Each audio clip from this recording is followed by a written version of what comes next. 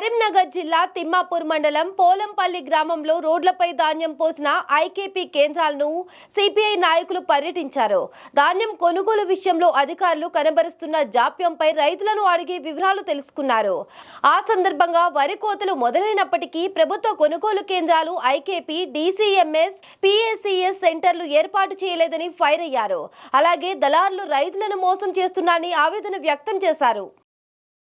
యాసంగి వరి కోతలు స్టార్ట్ అయినాయి. ప్రభుత్వ కొనుగోలు కేంద్రాలు లేక రైతులు రోడ్ల మీదనే వడ్లు ఆరబోసుకుంటున్నారు. అందులో మళ్ళీ ఈ దళారులు అతి తొందరగా ఈ రైతుల యొక్క వరి ధాన్యాన్ని కొనుగోలుకు అతి ఉత్సాహం చూపెట్టి ప్రభుత్వ రేటు కన్నా 200 రూపాయలు తక్కువ చేసి వీళ్ళ దగ్గర కొనుగోలు మొదలుపెట్టినారు. దీనికి ప్రధానంగా ఐకేపీ, DCMS సొసైటీల ద్వారా కొనుగోలు కేంద్రాలు లేకపోవడమే ఈ దళారులకు వరంగా మారింది.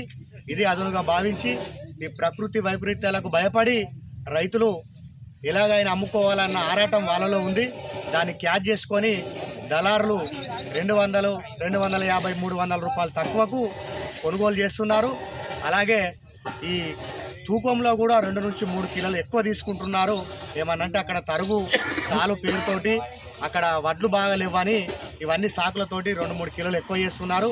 ఇటు వడ్ల రూపకంగా అటు రేటు రూపకంగా రైతు నష్టపోవాల్సి వస్తుంది.